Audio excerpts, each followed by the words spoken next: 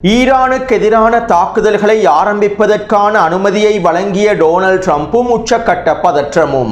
நெட்டன்யாகுவும் Donald ட்ரம்பும் கலந்துரையாடல்களை மேற்கொண்டு எடுத்திருக்கக்கூடிய முடிவுகளும், ஹமாஸுக்கு நரகத்தை காண்பிக்கப் போவதாக அறிவித்திருக்கக்கூடிய டொனால்ட் ட்ரம்பும், இதற்காக டொனால்ட் ட்ரம்ப் ஹமாஸுக்கு விதித்திருக்கக்கூடிய நிபந்தனைகளும், கொல்லப்பட்ட அபு உபைதா அவர்களும் களமிறங்கியிருக்கக்கூடிய புதிய அபு உபைதா வெளியிட்டிருக்கக்கூடிய அறிக்கைகளும், ஆயுத குறைப்பு தொடர்பாக ஹமாஸ் மத்தியஸ்தர்களுக்கு முன்வைத்திருக்கக்கூடிய புதிய முன்மொழிவுகளும், ஹமாஸினுடைய நிலைப்பாடும், யமனுக்குள்ளே அதிகரித்திருக்கக்கூடிய அடிமைகளுடைய உச்ச மோதலும், அமீரக கூட்டுப்படைகளுக்கு சொந்தமான துறைமுகத்தை இலக்கு வைத்து வான்வழி தாக்குதல்களை மேற்கொண்ட சவுதி அரேபியாவும், ஐக்கிய அரபு அமீரகத்திற்கு வழங்கப்பட்டிருக்கக்கூடிய 24 மணி நேர காலக்கெடுவும், சவுதி அரேபியாவுக்கும் அமீரகத்திற்கும் இடையிலே முறிக்கப்பட்டிருக்கக்கூடிய கூட்டணி ஒப்பந்தமும், சவுதி அரேபிய மற்றும் அமீரக அடிமை தலைவர்கள் யமன் ஹவுதி இராணுவத்திடம் விடுத்துள்ள கோரிக்கைகளும், யமன் ஹவுதி இராணுவத்தின் அதிரடியான பதில்களும்.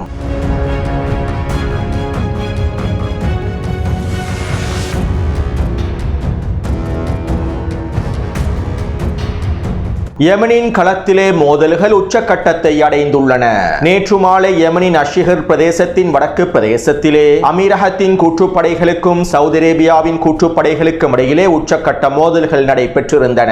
குறித்த வரைபடத்திலே இலக்கம் 2 காண்பிக்கப்பட்டிருக்கக்கூடிய பிரதேசத்திலேயே இரு தரப்பினரும் உச்சக்கட்ட தாக்குதல்களை மேற்கொண்டிருந்தார்கள். அதாவது குறித்த பிரதேசத்தினை சவுதி அரேபியாவினுடைய கூட்டுப்படைகள் முழுமையாக சுற்றி வளைத்து அமீரகத்தினுடைய கூட்டுப்படைகளை பின்வாங்கச் செய்வதற்கான உச்சக்கட்ட தாக்குதல்களை மேற்கொண்டிருந்தார்கள். யமனின் மத்திய பிரதேசத்திலே சவுதி அரேபியாவுக்கு ஆதரவாக இருக்கக்கூடிய அதிகளவான பழங்குடி குழுக்கள் ஒன்றிணைந்து இந்த தாக்குதல்களை மேற்கொண்டிருந்தார்கள். பச்சை நிறத்தினால் காண்பிக்கப்பட்டிருக்கக்கூடிய பிரதேசத்தின் ஊடாக அமீரகத்தினுடைய படைகளை துண்டிக்க வேண்டும் என்பதற்காகவே இந்த வீரியமான தரைவழி தாக்குதல்கள் மேற்கொள்ளப்பட்டிருந்தன.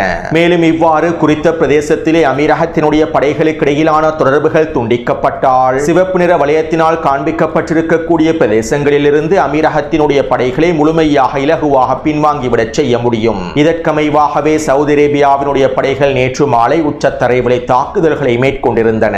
இருப்பினும் அமீரகத்தினுடைய கூட்டுப்படைகளும் சவுதி அரேபிய கூட்டுப்படைகளை இலக்கு வைத்து பதிலடி தாக்குதல்களை மேற்கொண்டிருந்தார்கள். அதிகளவான அமீரக படைகள் குறித்த பகுதிகளில் களமிறக்கப்பட்டு குறித்த பிரதேசத்திலே அமீரக படைகளுக்கு இடையிலான தொடர்புகள் துண்டிக்கப்பட்டு விடக்கூடாது என்பதற்காக அனைத்து விதமான பதிலடி தாக்குதல்களையும் அமீரகத்தின் கூட்டுப்படைகள் மேற்கொண்டிருந்தன. மேலும் நேற்று மாலை 2 அடிமைகளும் குறித்த பிரதேசத்தில் மோதிக்கொண்டதன் விளைவாக சவுதி அரேபியாவின் கூட்டுப்படையில் இருக்கக்கூடிய பல முக்கியமான புள்ளிகளும் அமீரகத்தின் கூட்டுப்படையில் இருக்கக்கூடிய பல முக்கியமான புள்ளிகளும் இன்னும் பல சிப்பாய்களும் அதிகாரிகளும் மொத்தமாக அளிக்கப்பட்டுள்ளார்கள்.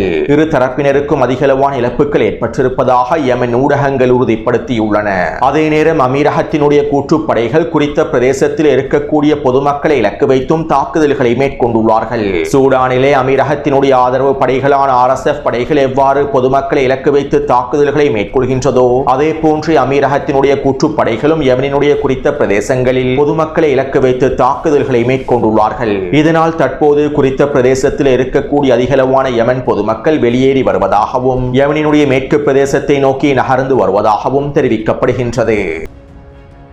இப்படியான நிலைமையில் நேற்றிரவு சவுதி அரேபியாவினுடைய வான்படையினர் அமீரக கூட்டுப்படைகளுடைய கட்டுப்பாட்டுக்கு கீழால் இருக்கக்கூடிய யமனின் தெற்கு பிரதேசத்தில் இருக்கக்கூடிய மிக முக்கியமான துறைமுகங்களில் ஒன்றான முக்கல்லா துறைமுகத்தை இலக்கு வைத்து வான்வழி தாக்குதல்களை மேற்கொண்டிருந்தார்கள். குறித்த வரைபடத்திலே இலக்கம் 3 குறிப்பிடப்பட்டிருக்கக்கூடிய பிரதேசமே முக்கல்லா துறைமுக பிரதேசமாகும். அஷ்ஷிஹர் பிரதேசத்தினுடைய மேற்கு பகுதியிலேயே இந்த முக்கல்லா துறைமுகம் காணப்படுகின்றது. மேலும் இந்த முக்கல்லா துறைமுகத்தை இலக்கு வைத்தும் குறித்த துறைமுகத்திலே நிலை கொண்டிருக்கக்கூடிய ஒரு கப்பலை இலக்கு வைத்துமே சவுதி அரேபிய வான்படையினர் வான்வழி தாக்குதல்களை மேற்கொண்டிருந்தார்கள்.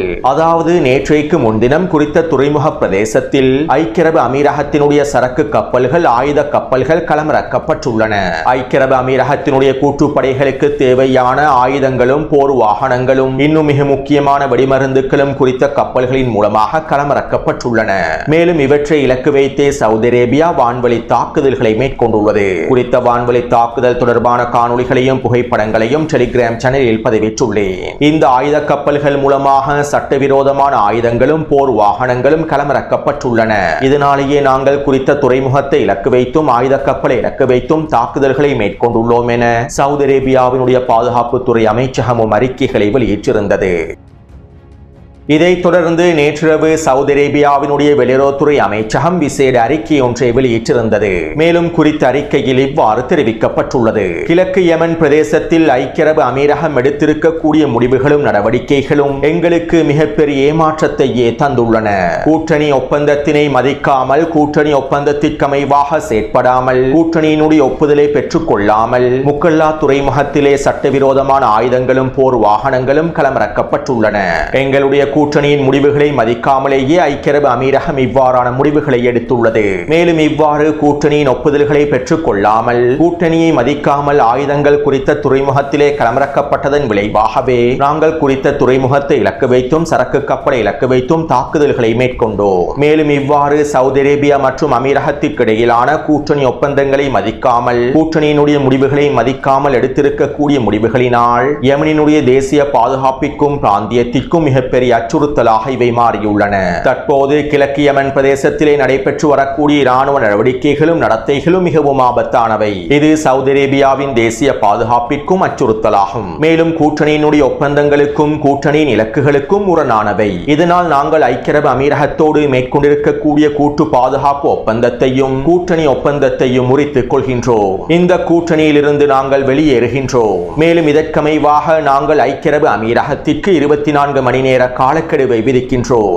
இன்னும் 24 மணித்தியாலங்களுக்குள் யமனுக்குள்ளே இருக்கக்கூடிய ஐக்கிய அரபு அமீரகத்தினுடைய கூட்டுப்படைகள் யமனிலிருந்து முழுமையாக வெளியேறிவிட வேண்டும். ஐக்கிய அரபு அமீரகத்தினுடைய இராணுவம் யமனுக்குள் இருந்து முழுமையாக வெளியேறிவிட வேண்டும். மேலும் அமீரகத்திற்கு ஆதரவளிக்கக்கூடிய தெற்கு பிரதேசத்தில் இருக்கக்கூடிய அரபு பழங்குடி குழுக்களுக்கும் ஆயுத குழுக்களுக்குமான அனைத்து விதமான இராணுவ உதவிகளையும் நிதி உதவிகளையும் ஐக்கிய அரபு அமீரகம் முழுமையாக நிறுத்திவிட வேண்டும். தற்போதைய நிலைமைகளுக்கு முடிவுகளை எட்ட வேண்டுமாக இருந்தால் பேச்சுவார்த்தைகளையே மேற்கொள்ள வேண்டும். மேலும் நாங்கள் ஐக்கிய அரபு அமீரகத்தின் அவசரமான பதிலுக்காக காத்திருக்கின்றோம் என சவுதி அரேபியாவினுடைய வெளியுறவுத்துறை அமைச்சகம் தெரிவித்துள்ளது.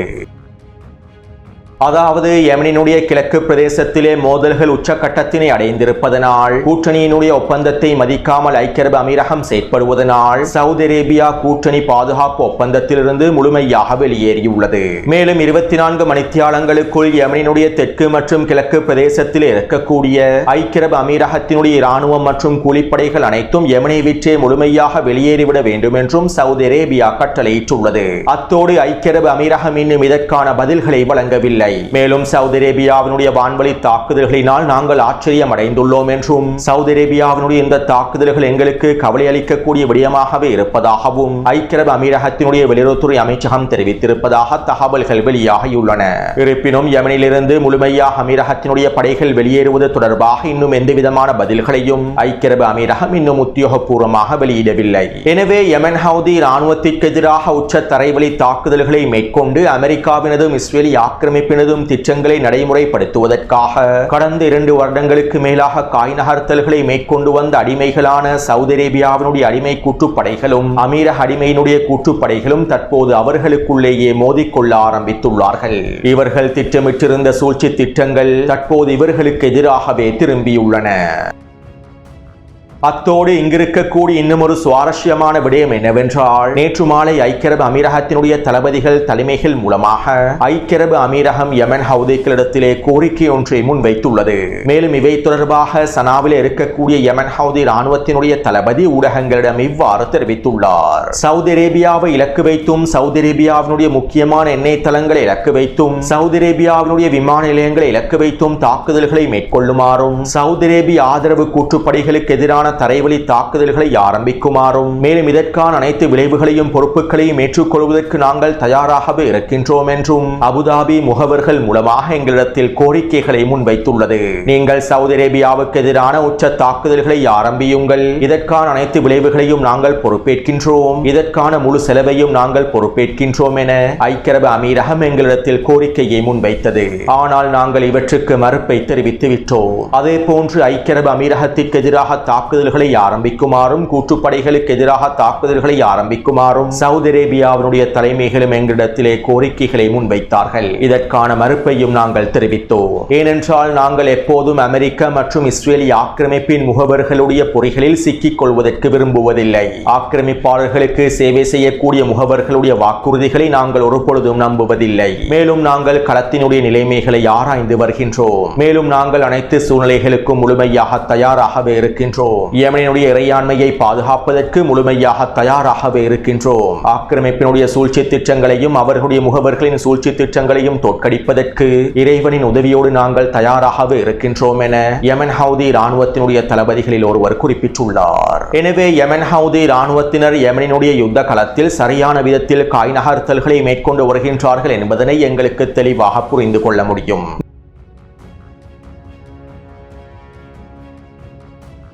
நேற்றிரவு அல்கசாம் படைப்பிரிவினர் விசேட அறிக்கை ஒன்றை வெளியிட்டிருந்தார்கள். அல்கசாம் படைப்பிரிவினுடைய புதிய ஊடக பேச்சாளரான புதிய அபு உபைதா அவர்களே இந்த அறிக்கையை வெளியிட்டிருந்தார். மேலும் அல்கசாம் படைப்பிரிவினுடைய முன்னாள் ஊடக பேச்சாளர் அபு உபைதா அவர்கள் கொல்லப்பட்டுள்ளார் என்பதும் உறுதி செய்யப்பட்டிருந்தது.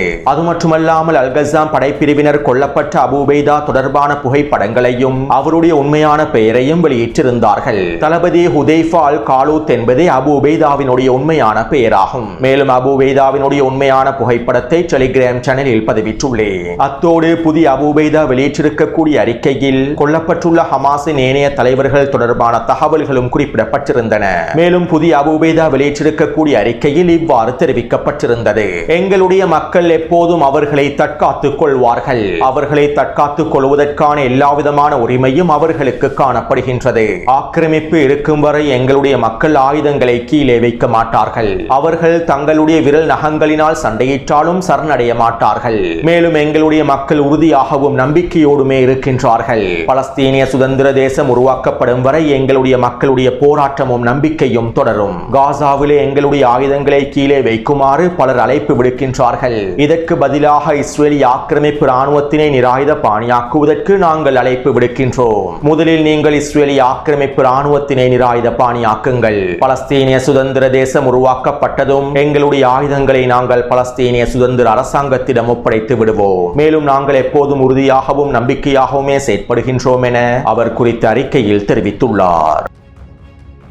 அடுத்து கடந்த வாரம் ஹமாஸினுடைய தலைவர்கள் மத்தியஸ்தராக இருக்கக்கூடிய துருக்கிக்கு விஜயம் செய்து துருக்கிய பிரதிநிதிகளோடும் துருக்கிய உளவுத்துறை தலைவரோடும் கலந்துரையாடல்களை மேற்கொண்டிருந்தார்கள். அதே போன்று ஏனைய மத்தியஸ்தர்களாக இருக்கக்கூடிய எகிப்து மற்றும் கத்தாரிய மத்தியஸ்தர்களோடும் பிரதிநிதிகளோடும் ஹமாஸினுடைய தலைவர்கள் விசேட கலந்துரையாடல்களை மேற்கொண்டிருந்தார்கள். மேலும் இந்த கலந்துரையாடல்களின் போது டொனால்ட் ட்ரம்பினுடைய இரண்டாம் கட்ட திட்டத்தினை நடைமுறைப்படுத்துவதற்கான சம்மதத்தையும் வழங்கியுள்ளார்கள்.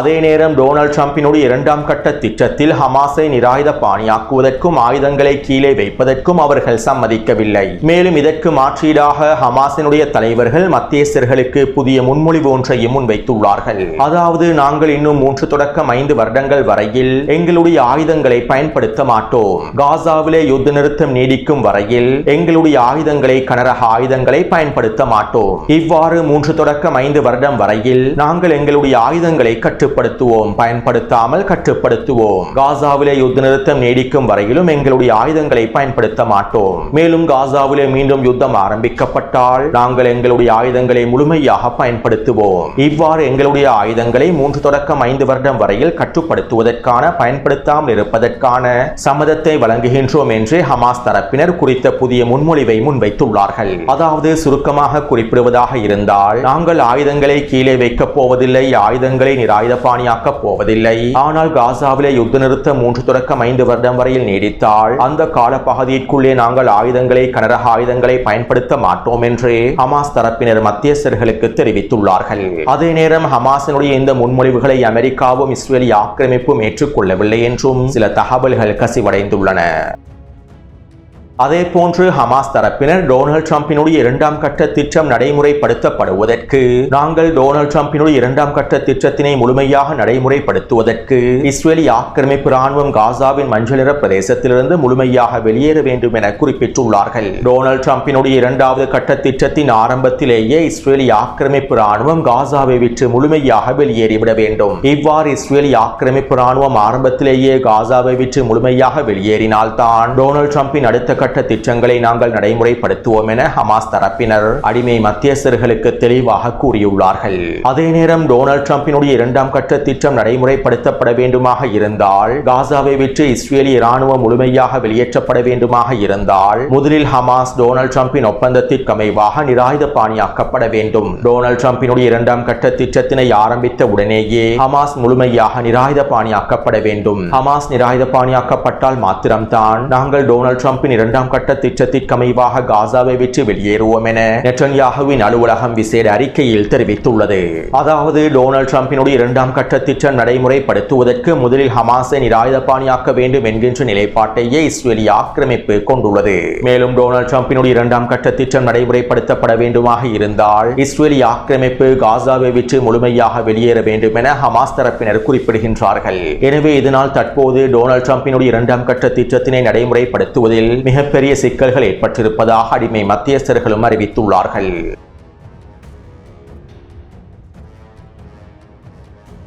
இலங்கை நேரப்படி நேற்றிரவு 11 மணி அளவில் டொனால்ட் ட்ரம்புக்கும் நெட்டன்யாகுவுக்கும் இடையிலான சந்திப்பு ஆரம்பமானது. மேலும் நெட்டன்யாகு டொனால்ட் ட்ரம்பை சந்திப்பதற்கு முன்பு அமெரிக்காவினுடைய வெளியுறவுத்துறை அமைச்சர் மார்க்கோ ரூபியோவையும் அமெரிக்க போர்த்துறை அமைச்சர் பீட் ஹெக்ஸத்தையும் சந்தித்து விசேட கலந்துரையாடல்களை மேற்கொண்டிருந்தார். மேலும் இதன்போது ஹிஸ்புல்லா இராணுவத்திற்கு எதிரான அடுத்த கட்ட தாக்குதல்களை ஆரம்பிப்பதற்கான ஈரானுக்கு எதிரான அடுத்த கட்ட தாக்குதல்களை ஆரம்பிப்பதற்கான முழுமையான திட்ட வரைபடத்தினை நெட்டன்யாகு சமர்ப்பித்திருப்பதாகவும் தகவல்கள் வெளியாகியுள்ளன. இதைத் தொடர்ந்து நெட்டன்யாகு டொனால்ட் ட்ரம்பை சந்தித்தார். டொனால்ட் ட்ரம்புக்கும் நெட்டன்யாகுவுக்கும் இடையிலான சந்திப்பின் ஆரம்பத்திலேயே ஊடகவியலாளர்கள் கேள்விகளை எழுப்பியிருந்தார்கள். மேலும் இதன்போது டொனால்ட் ட்ரம்ப் இவ்வாறு பதில்களை வழங்கியிருந்தார். இஸ்ரேலோடு எங்களுக்கு எந்தவிதமான கருத்து வேறுபாடுகளும் இல்லை. உண்மையிலேயே எங்களுக்கும் இஸ்ரேலுக்கும் இடையில் உண்மையான கருத்து வேறுபாடுகள் இருந்ததே இல்லை. ஆம், நாங்கள் ஈரானினுடைய பாலிஸ்டிக் ஏவுகணை திறன்களை இலக்கு வைத்து தாக்குதல்களை மேற்கொள்வோம். ஈரான் மீண்டும் அணு ஆயுத திறன்களை மீட்டெடுக்க முயற்சி செய்தால் ஈரானுக்கு எதிராக விரைவாக தாக்குதல்களை மேற்கொள்வோம். ஈரானுக்கு பாலிஸ்டிக் ஏவுகணைகள் தேவையில்லை. அதிகளவான பாலிஸ்டிக் ஏவுகணைகளை வைத்திருப்பதற்கான எந்தவிதமான தேவையும் காரணமும் ஈரானுக்கு இல்லை. இதனால் ஈரானினுடைய ஏவுகணை திறன்கள் முடிவுக்கு கொண்டு வரப்பட வேண்டும். ஈரான் அணு ஆயுத திறன்களை மீண்டும் மேம்படுத்தி வருவதாக தற்போது நாங்கள் தகவல்களை கேட்கின்றோம். மேலும் இவை தொடர்பான அடுத்த கட்ட ஆய்வுகளையும் நாங்கள் மேற்கொண்டு வருகின்றோம். அதே போன்று லெபனானிலே ஹிஸ்புல்லாவும் மிகப்பெரிய சிக்கலாக மாறியுள்ளது. விரைவில் நாங்கள் ஹிஸ்புல்லாவையும் முடிவுக்கு கொண்டு வருவோம் என டொனால்ட் ட்ரம்ப் தெரிவித்தார். இதைத் தொடர்ந்து டொனால்ட் ட்ரம்புக்கும் நெட்டன்யாகுவுக்கும் இடையிலான விசேட கலந்துரையாடல்கள் மூடிய அறைக்குள்ளே நடைபெற்றன. இந்த கலந்துரையாடல்களில் ஊடகவியலாளர்கள் அனுமதிக்கப்படவில்லை. கிட்டத்தட்ட 3 மணித்தியாலங்களுக்கு மேலாக இந்த கலந்துரையாடல்கள் நடைபெற்றிருந்தன. மேலும் இந்த கலந்துரையாடல்களுக்கு பிறகு நெட்டன்யாகுவும் டொனால்ட் ட்ரம்பும் ஊடக சந்திப்பொன்றை நிகழ்த்தினார்கள். இந்த ஊடக சந்திப்பிலே டொனால்ட் ட்ரம்ப் இவ்வாறு தெரிவித்தார். நெட்டன்யாகு ஒரு அற்புதமான நபராகவே இருக்கின்றார். இஸ்ரேலை பாதுகாப்பதற்கு நெட்டன்யாகு அர்ப்பணிப்புடன் செயற்பட்டுள்ளார். மேலும் நெட்டன்யாகுவுக்கு பொது மன்னிப்பை வழங்குவதற்காக இஸ்ரேலிய ஜனாதிபதியோடு நான் தொலைபேசியில் உரையாடியுள்ளேன். நெட்டன்யாகு ஒரு சிறந்த வீரனாகவே இருக்கின்றார். அவரை மதித்து அவருக்கான பொது மன்னிப்பு வழங்கப்பட வேண்டும். ஈரான் அதனுடைய அணுசக்தி திறன்களை மீண்டும் கட்டமைப்பதற்கான முயற்சிகளை மேற்கொண்டு வருவதாக நாங்கள் கேள்விப்பட்டு வருகின்றோம். அவர்கள் அவ்வாறு செய்தால் நாங்கள் அவர்களை முழுமையாக அழித்து விடுவோம். நாங்கள் தற்போது நெட்டன்யாகுவோடு விரிவான சந்திப்புகளை மேற்கொண்டுள்ளோம். மேலும் மிக முக்கியமான அதிகளவான முடிவுகளையும் எடுத்துள்ளோம். நாங்கள் மத்திய கிழக்கில் என்ன நடக்கின்றது என்பதனை முழுமையாக அவதானித்து வருகின்றோம். ஈரானினுடைய ஏவுகணை திறன்களையும் அணுசக்தி திறன்களையும் அளிப்போம். அவர்கள் மீண்டும் அனைத்து திறன்களையும் கட்டமைக்க முயற்சி செய்தால் அந்த கட்டமைப்புகளை அளிப்பதை தவிர எங்களுக்கு வேறு வழி இல்லை. இதனால் நாங்கள் முக்கியமான முடிவுகளை விரைவாக செயற்படுத்துவோம். நாங்கள் ஈரான் தொடர்பான விடயங்களை உறுதிப்படுத்தினால் அதற்கான விளைவுகள் ஈரானுக்கு ஈரானுக்கு மிகவும் பாரதூரமானதாகவே அமைந்திருக்கும். கடந்த முறையை விட நாங்கள் ஈரானுக்கு வழங்கக்கூடிய அடியானது சக்தி மிகுந்ததாகவே அமைந்திருக்கும். அதே போன்று காசாவிலே ஹமாஸ் ஆயுதங்களை கீழே வைப்பதற்காக நாங்கள் அவர்களுக்கு ஒரு குறுகிய காலத்தை வழங்குவோம். இந்த குறுகிய காலத்திற்குள் அவர்கள் என்ன செய்கின்றார்கள் என்பதனையும் நாங்கள் பார்ப்போம். அவர்கள் இந்த குறுகிய காலத்திற்குள் ஆயுதங்களை கீழே வைத்து நிராயுதபாணியாக்கப்படாவிட்டால் நாங்கள் ஹமாஸுக்கு நரகத்தினை காண்பிப்போம். எங்களுடைய ஒப்பந்தத்திற்கு 59 நாடுகள் முழுமையான ஆதரவை வழங்கியுள்ளார்கள். ஹமாஸை நிராயுதபாணியாக்குவதற்கு அதிகளவான நாடுகள் ஆதரவை வழங்கியுள்ளார்கள். இதிலே அரபு மற்றும் இஸ்லாமிய நாடுகள் காணப்படுகின்றன.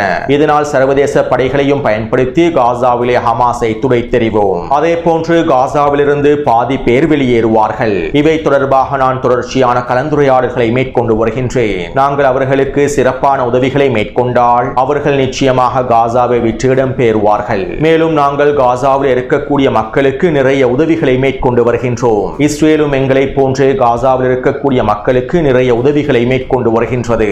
அதே போன்று வெஸ்ட் பேங்க் பிரதேசம் தொடர்பாகவும் நாங்கள் விரைவில் முடிவுகளை எடுப்போம் என டொனால்ட் ட்ரம்ப் தெரிவித்துள்ளார்.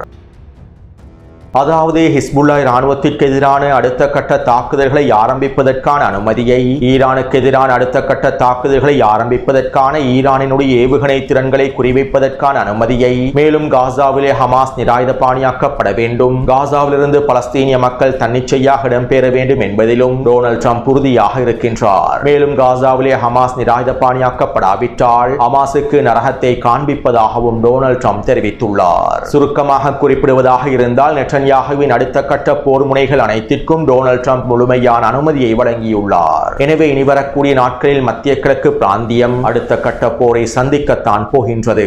அத்தோடு இந்த காணொளி தொடர்பான கருத்துக்களை பதிவிடுங்கள். தொடர்ந்தும் என்னுடன் இணைந்திருங்கள். நன்றி, வணக்கம்.